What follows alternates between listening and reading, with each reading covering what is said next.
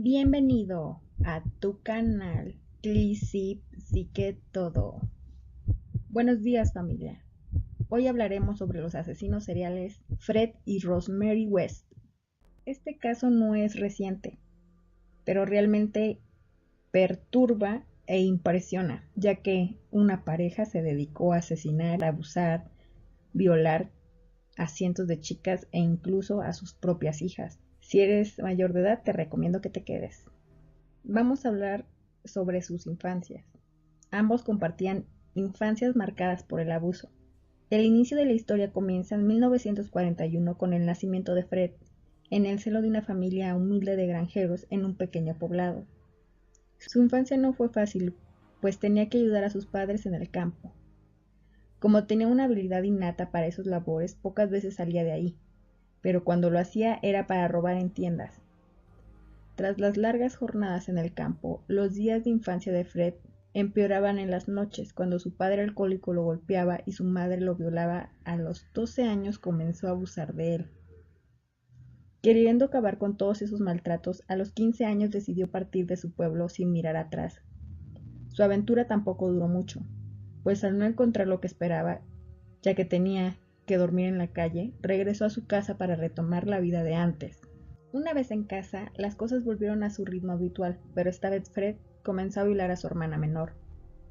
Estuvo así durante años, hasta que la niña confesó la verdad, y el hombre fue procesado por sus delitos, que siempre alegó inocencia. A los 20 años su caso fue sobreseído. Tras dicho episodio, se fue a vivir a diferentes ciudades, donde alardeaba de haber viajado por el mundo, a lo que la gente no le creía, pues lo veía como un aldeano grosero. Pero a pesar de sus mentiras, había mujeres que lo creían encantador y caían en sus redes fácilmente. Fue así como conoció a su primera esposa, Renata Costello, cuyo destino fue marcado por él. La joven, que había ejercido la prostitución y que estaba embarazada de un chofer asiático, se enamoró profundamente de Fred, con quien se casó en 1962. El hombre, que por ese tiempo manejaba una camioneta de helados, adoptó a la hija que ella esperaba, Charmaine, y un año después volvieron a convertirse en padres con el nacimiento de Anna Marie. El matrimonio no fue fácil, ya que Fred jamás consiguió un trabajo fijo y nunca se estableció en un lugar. Vagaron por diferentes ciudades en una casa rodante.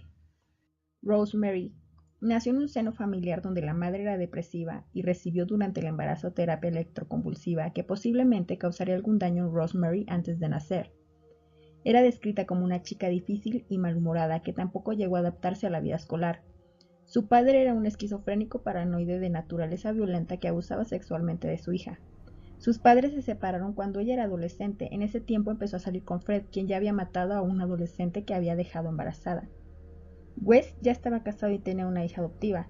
La pareja acabó con la vida de Renee y Charmaine, se casaron y empezaron a derivar sus juegos sexuales hacia todo tipo de perversiones que incluían la violación de sus hijos, la tortura, el secuestro de muchachas y asesinato.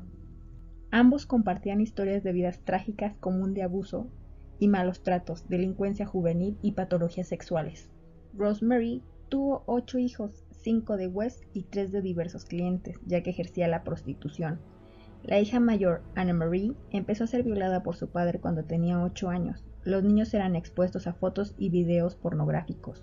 Quienes la conocían aseguraban que Rosemary era una chica de cuidado, tenía 15 años y la experiencia sexual de una prostituta de 50. Fred la encontró perfecta. Le encantaba la pornografía, le encantaban las perversiones, le encantaba la promiscuidad, y no le importaba que la mirasen cuando practicaba sexo. Se casaron enseguida. Su primera hija, Heather, nació en 1971 y Fred decidió que Renee y Charmaine, su primera esposa e hija adoptiva, se habían convertido en un estorbo, así que las mató. Cuando llamaron del colegio de Charmaine diciendo que la niña llevaba una semana sin ir a clases, Fred dijo que su madre y ella se habían mudado.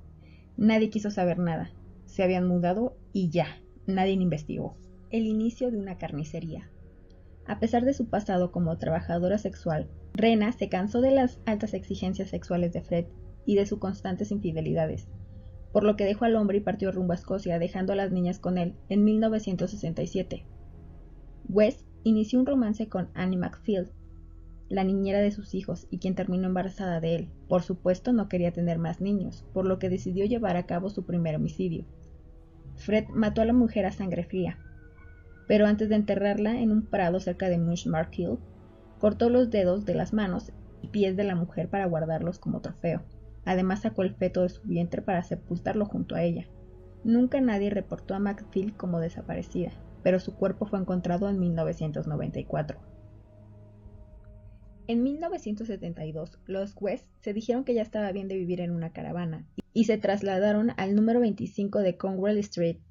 Fred estaba encantado con aquella casa que él alquiló primero y compró cuando pudo.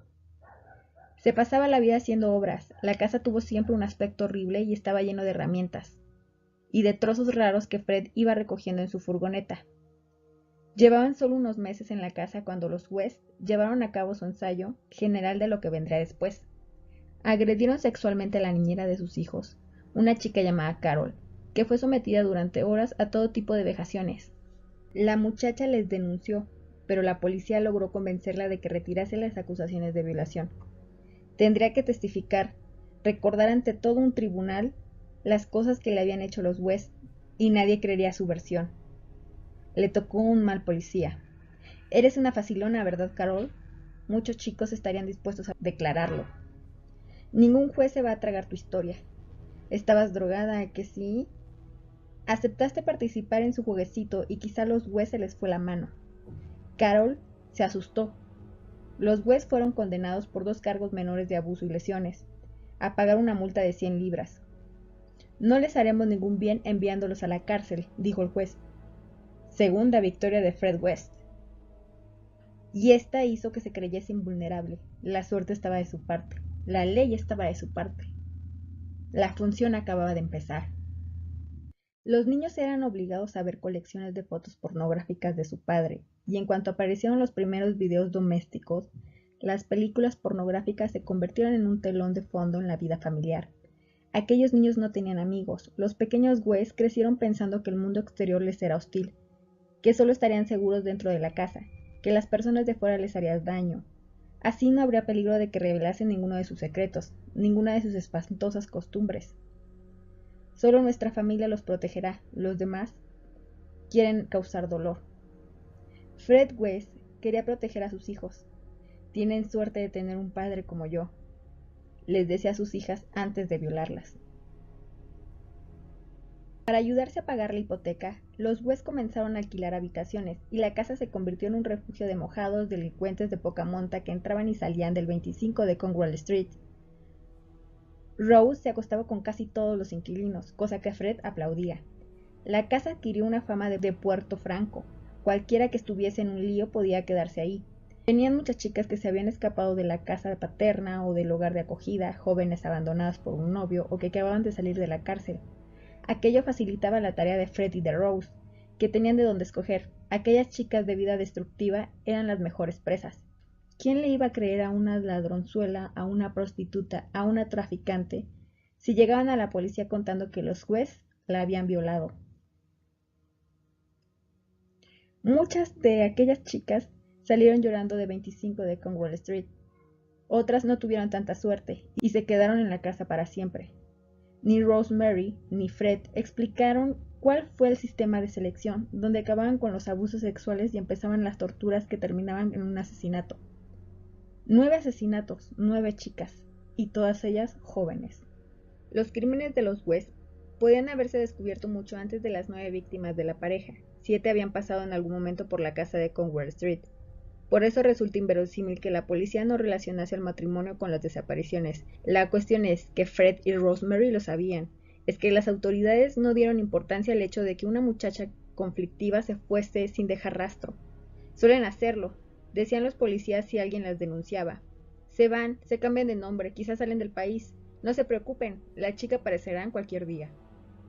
En Inglaterra, en 1994, ni siquiera existía un registro oficial de personas desaparecidas. La burocracia para denunciar este tipo de cosas era desesperante en ese momento. Se consideraba que no merecía la pena buscar a determinadas personas. Solo 2 de las víctimas de los West rompieron ese patrón. 2 estudiantes universitarias, Teresa y Lucy. Ninguno había puesto los pies en el número 25 de Conwell Street y jamás se habrían relacionado con un tipo como Fred West. Parece ser que los West la secuestraron cuando esperaban el autobús. Claro que Fred contó otra cosa, contó que Teresa y Lucy eran sus amantes, y que mató a Lucy porque estaba empeñada en presentarle a sus padres.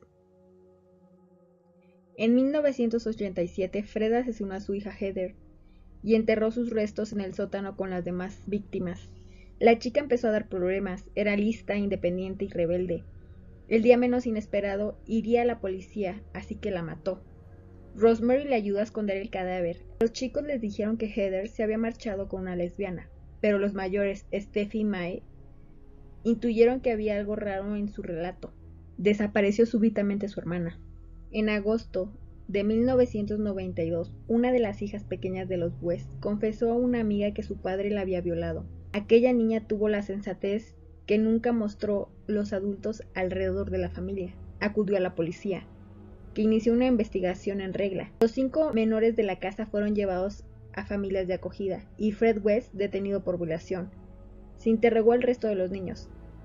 Y Anna Marie, a quien su padre la había violado 300 veces, admitió haber sido víctima de sus abusos, aunque luego se desdijo de su declaración, mientras que Rose amenazaba a sus hijos. No cuenten nada, destruirán la familia, les decía. En la casa de Conwell Street, la policía requisó decenas de videos pornográficos que protagonizaba Rose.